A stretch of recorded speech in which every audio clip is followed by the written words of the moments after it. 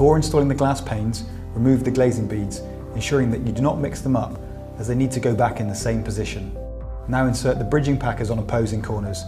First insert the black bridging packer in the bottom corner of the hinge side, and then insert the clear bridging packers on the top corners of the handle side.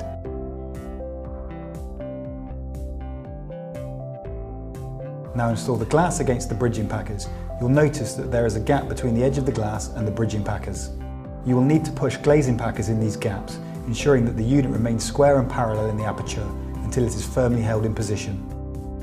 Once you're happy with the position of the unit and the packers, use silicone to secure the packers in place and prevent them moving. You can now refit the beads, ensuring that they go back in the right place. Starting with the shorter beads first, clip the beads in before using a rubber mallet to tap them into place, tapping on the edge where the bead meets the frame. Once the glass is fitted, check the door operation again.